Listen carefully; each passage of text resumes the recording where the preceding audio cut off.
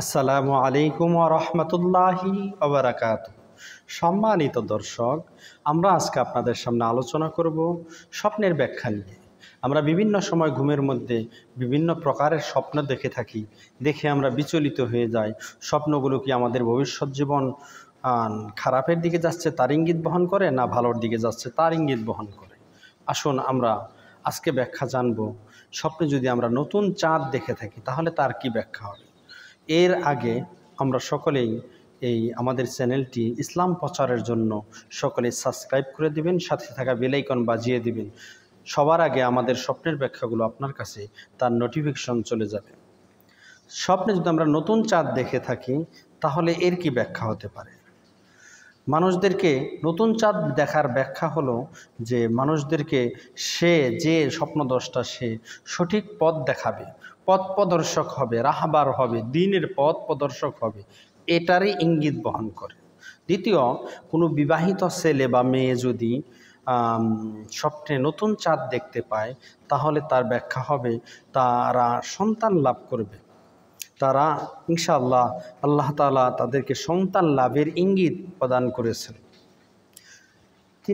তারপরে যদি কেউ স্বপ্নে দেখে যে নতুন চাঁদ, তাহলে একটা ব্যাখ্যা হতে পারে সে একটি সুসংবাদ প্রাপ্ত হবে, অচিরে একটি সুসংবাদ প্রাপ্ত হবে, এই যে সংবাদটি তার জন্য কল্যাণ বয়ে আনবে।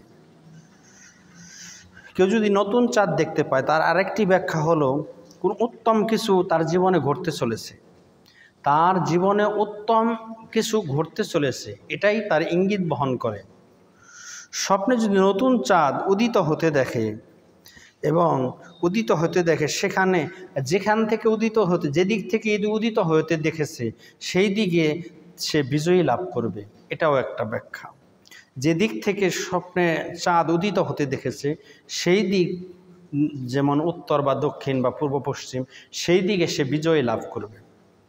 কোনো ব্যক্তি যদি হজের মাস তথা হলো 3 মাস, শাওয়াল, জিলকদ, জিলহজ, এই 3 মাসের মধ্যে নতুন চাঁদ দেখতে পায় তাহলে সে তার জীবনে হজ নসিব হবে, সে বড় হজ করতে পারবে, তার জীবনে হজ নসিব হবে।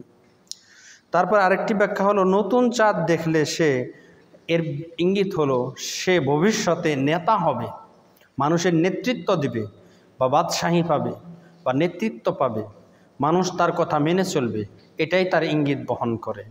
আল্লাহ তাআলা আমাদের সকলকেই এই সঠিক স্বপ্নের ব্যাখ্যা অর্জন করার তৌফিক দান করুক।